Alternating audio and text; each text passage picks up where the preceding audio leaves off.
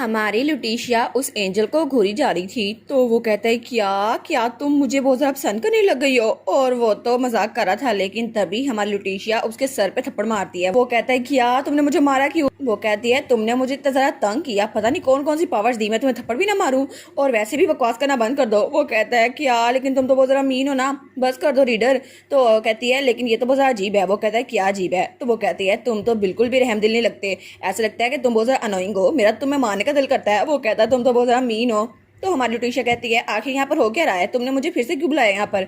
वो कहता है एक डेंजर आने वाला है, फ्यूचर में एक बहुत बड़ा खतरा है। वो कहती है अच्छा किस किस्म का खतरा। वो कहता है मैं नहीं बता सकता तुम्हें। वो कहती है क्या हो गया, ड्रैगन्स अटैक करें या फिर डीमंस। वो कहता है नहीं नहीं मैंने कहा ना मैं तुम्हें नहीं बता सकता।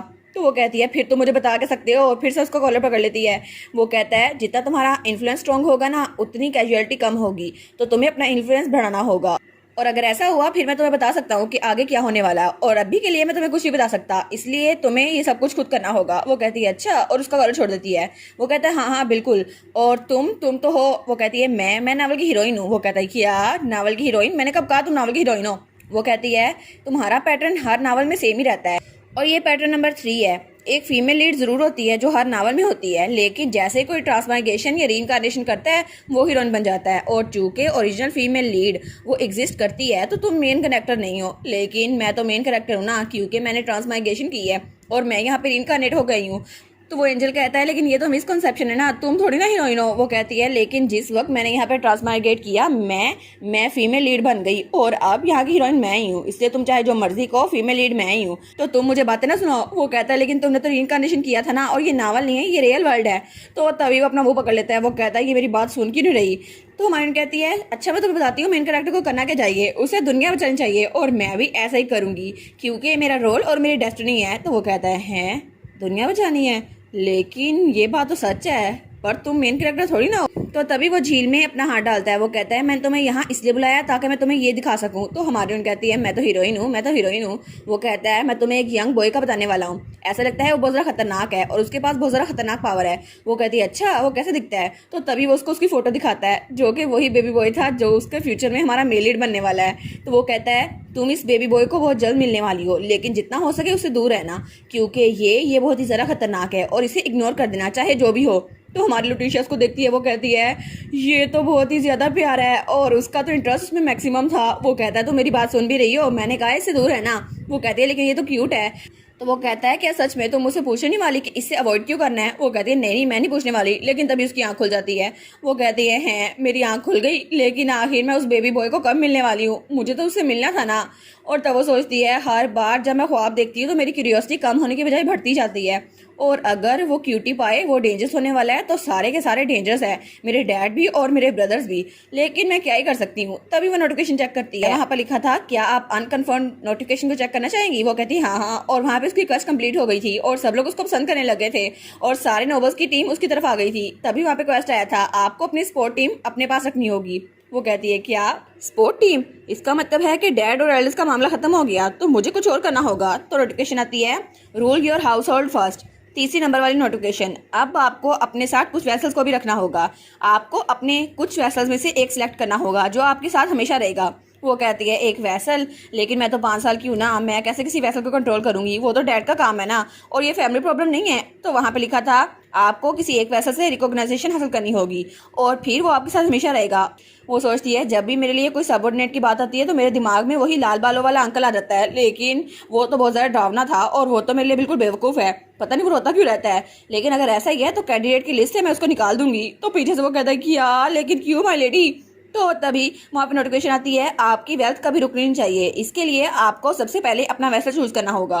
वो कहती है ठीक है मैं ये करूंगी, और तभी वो बुक निकालते हुए कहती है लेकिन उससे पहले मुझे कुछ करना होगा। और तब उसने बुक सामने रखी थी। वो कहती है सबसे पहले मुझे अपने ट्रेड्स को लेवल अप करना होगा। और तभी नोटिफिकेशन आती है कांग्रेचुलेशन आपका रैंक डी हो चुका है और अब आप अपनी एबिलिटीज को अच्छे से समन कर सकती हैं और इसकी वजह से आपकी पेमेंट भी डबल हो जाएगी। वो कहती है क्या क्या सच में आप अपनी एबिलिटीज को अनलॉक भी कर सकती हूँ। तो वो कहती है कि तो बड़ा अच्छा होगा ना, मैं इसको करती हूँ। लेकिन तभी नोटिफिकेशन आया था पैसिव एबिलिटीज अनलॉक नहीं हो सकती। वो कहती है कि क्या मेरे साथ फिर से स्कैम हो गया, आखिर फिर से मेरे साथ ऐसा क्यों होता रहता है, मैं कुछ कर भी पाती हूँ या नहीं। तो तभी उसको आवाज आती है यंग लेडी हिज एक्सलेंसी आपको बुला रहे हैं। वो कहती है डैड बुला रहे हैं। और उसके बाद एंजल होता है और हमें ड्यूक दिखा रहता है। वो कहती है डैड, तो वो कहता है हाँ क्या हुआ। वो कहती है क्या सच में आप ये मुझे देने वाले हैं, आप सीरियस है ना। तो ड्यूक कहता है इसके अलावा मैं सीरियस नहीं हो सकता। वो कहती है लेकिन कसम से आप मुझे ये क्यों दे रहे हैं, क्या सच में ये सीरियस है ना, मैं ख्वाब तो नहीं देख रही। तो उसका डैड कहता है नहीं नहीं ये बिल्कुल भी ख्वाब नहीं है, ये बिल्कुल सच है। वो कहती है सच में, लेकिन ये तो बहुत ज्यादा क्रेजी है। और वो कहती है सच में ये ड्यूक है, ये नॉर्दर्न ड्यूक है, ये कितना सारा रिच है कि इसने अपनी बेटी को एक एक्स्ट्रा ऑफिस बना के दे दिया, वो भी मेरा पर्सनल ऑफिस। और तब हमें हमारी लुटीशिया का ऑफिस दिखा रहता है जहाँ पे बहुत सारी बुक्स थी और उसको अपना जाती ऑफिस मिला हुआ था। वो तो कुछ घबराई हुई भी थी और बड़ी खुश भी थी। और उसे याद आता है जब उसने कहा था डैड लेकिन इतना सब कुछ मेरे लिए करने की क्या जरूरत थी। तो उसका डैड कहता है ये तुम्हारे लिए है क्योंकि आपसे तुम माइन का काम संभालने वाली हो ना। वो कहती है लेकिन ट्रेडिशन का क्या और रूल्स का क्या।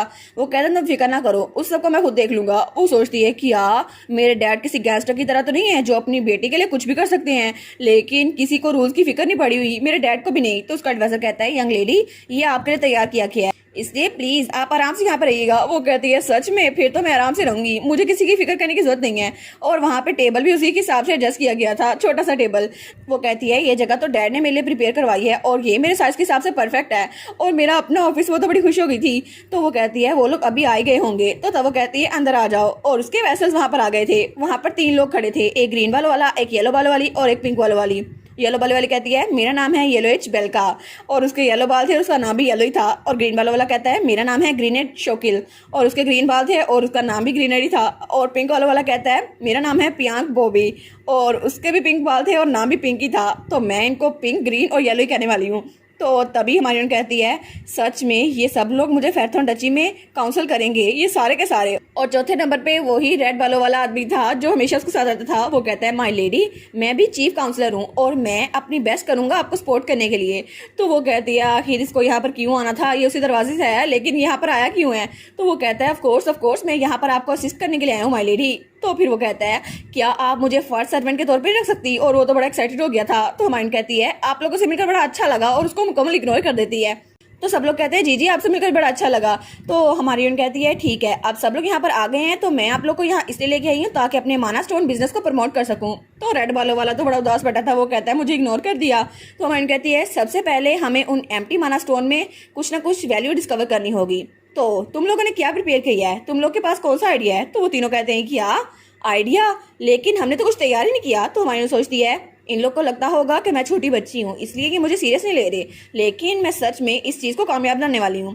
तो वो तीनों भी सोच रहे होते हैं ये तो बिल्कुल एक छोटी बच्ची है, लेकिन हमें लगा नहीं था ये इतनी ज़्यादा सीरियस होगी। तो तब येलो वाली कहती है सर डियर वो भी चीफ काउंसलर किसी ऐसी वजह से नहीं बने, वो तो बहुत ही ज़्यादा टैलेंटेड है, लेकिन ऐसा लगता है वो यहाँ पर यंग लेडी के लिए आए हैं। और तब वो ग्रीन वाला कहता है मुझे माफ कीजिएगा प्रिंसेस, लेकिन हम कुछ भी तैयार नहीं कर सके, अगर आप हमें टाइम दें तो हम कुछ तैयार कर लेंगे। तो हमारी कहती है क्या, लेकिन ये सच तो बोल रहा है, फिर भी मेरे पास कोई एक्सक्यूज तो नहीं है कि मैं इसको बाहर निकाल दूं। तो तभी वो रेड बालों वाला बड़े गुस्से में आ जाता है। वो कहता है तुम्हारी हिम्मत कैसी हुई कुछ भी तैयार ना करने की, तुम लोग लेडी के सामने आए और कुछ तैयार भी नहीं किया, तुम लोग सारे के सारे डिस्क्वालीफाइड हो। और वो कहता है देखो सही यंग लेडी की तरह ब्रिलियंट, परफेक्ट और इंटेलिजेंट है, उनके सामने तुम लोग तो कुछ भी नहीं हो। और मुझे तो पहले ही पता था मैं सिर्फ इकलौता बना हूँ यंग लेडी के लिए और मैं ही इनका चीफ एडवाइजर बनूंगा।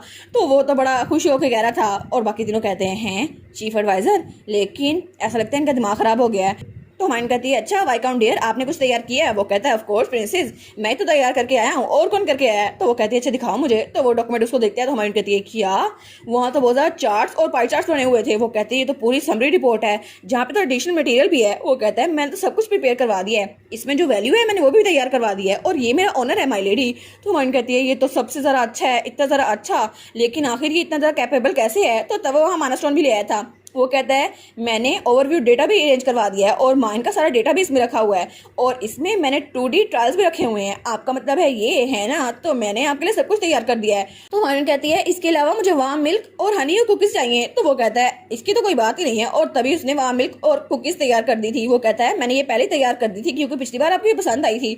तो हमारी उनकी कुछ खाते हुए सोचती है ये तो कुछ जरा परफेक्ट है, आखिर ये इतना परफेक्ट कैसे हो सकता है। तो तब वो कहती है हैं ये तीनों तो बहुत ज़्यादा शौक खड़े हुए हैं। तो तभी वो पिंक वाला वो कहता है इनको कुकीज़ पसंद है, ठीक है आगे से मैं याद रखूंगा। तो मन कहती है नो वे, सच में ये लोग अब मेरे साथ रहना चाहते हैं। तो तब वो कहती है मिस्टर डियर आपका नाम क्या है। वो कहता है क्या आपने मेरा नाम पूछा, सच में ये तो हमारी दोस्ती की शुरुआत है ना, मैं तो आपका अच्छा एडवाइजर बनूंगा। आपका लॉयल सबॉर्डिनेट। वो कहता है रेडियन, मेरा नाम है रेडियन। उसके रेड बाल थे, उसका नाम भी रेडियन था। वो कहती है अच्छा रेडियन, ठीक है तुम पास हो गए हो। वो कहता है सच में मैं पास हो गया हूँ। वो तो बड़ा खुश था। तो हमारी फ्रेंड कहती है ये तो है भी रेड, मुझे नाम याद करने में आसानी रहेगी। तो तब वो कहता है ठीक है आप मेरे लिए भी एक काम करें। वो कहती है अच्छा क्या काम करना है। वो कहता है आप मेरे लिए वही करें जो आपने हिज एक्सलेंसी के साथ वो एक्सचेंज किया था। वो कहती है क्या एक्सचेंज किया था।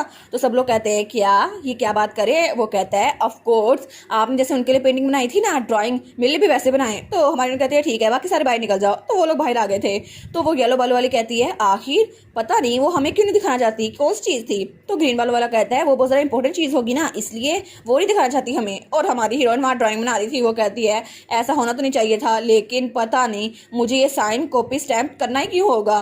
तो तब वो कहता है और इसके अलावा एक और चीज, क्या आप वो ड्राइंग मुझे हमेशा के लिए दे सकती हैं। तो हमारी कहती है क्या हमेशा के लिए। वो कहता है ऑफ कोर्स मुझे वो ड्राइंग चाहिए होगी क्योंकि ऐसा कुछ नहीं है जो मुझे और चाहिए होगा। तो हमारी कहती है अच्छा। और दूसरी तरफ हमें उसके दोनों भाई दिखाए जाते हैं, एरिस और इक्सियोन। इक्सियोन कहता है तुम मेरा पीछा क्यों कर रहे हो। तो एरिस कहता है तुम्हें क्या पता, मैं तो अपनी छोटी बहन के ऑफिस में जा रहा हूँ। तो इक्सियोन कहता है लेकिन वो तो मेरे साथ खेलेगी ना, तुम्हारे साथ क्यों खेलेगी। तभी पीछे से ड्यूक आ रहता है। वो कहता है तुम दोनों के साथ क्यों खेलेगी, वो मेरी बेटी है ना, मेरे साथ खेलेगी। तो वो तीनों कहते हैं वो तीनों एक दूसरे को देखते हैं। वो कहते हैं सारे के सारे उसके ऑफिस में जा रहे हैं। लेकिन तभी हमारी हीरोइन के ऑफिस का दरवाजा खुलता है और वहां से कोई बाहर निकलता है। वो तीनों कहते हैं क्या आखिर ये यहाँ पर क्या कर रहा है। और वहां पे वही रेड बालों वाला रेडियन डेयर था।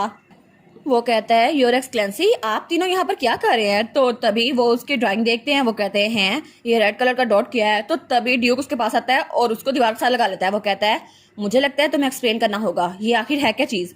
तो वो तो फंस गया था, इर्द गिर्द उसके दोनों भाई थे और सामने ड्यूक। वो कहता है मैं निकलूं कहाँ से। वो कहता है असल में ये तो यंग लेडी ने मिलने बनाई है।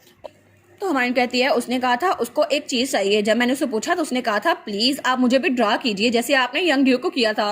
वो कहती है अब तो मुझे ये करना ही होगा लेकिन स्टेप सिग्नेचर कॉपीज मुझे ये सब कुछ भी सीखना होगा। तो तभी उसने वो ड्राइंग बना के दे दी थी जो ड्राइंग कम और कलर ज्यादा लग रहे थे, सिर्फ रेड और ब्लैक। वो कहता है वाह मुझे यंग लेडी ने ड्रा किया, इसको तो मैं संभाल के रखूंगा, उनको तो मेरी तरफ से सैल्यूट है, हमेशा के लिए मैं इस चीज को संभाल के रखूंगा चाहे मुझे जान भी क्यों ना देनी पड़े। तो हमारी सोचती है इसको इतनी पसंद आई। तभी नोटिफिकेशन आती है आपकी लॉयल्टी अप्रूव हो गई है और मास्टर लेवल पर्सन ने आपको अपना मास्टर चुन लिया है, इसलिए आप तो बिल्कुल जीनियस है।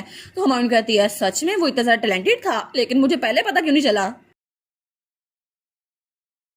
और इसी के साथ ये वाला पार्ट यहीं पर ख़त्म। तो आप लोग बताइएगा आप लोग को ये पार्ट कैसा लगा और वीडियो को लाइक और चैनल को सब्सक्राइब लाजमी कीजिएगा।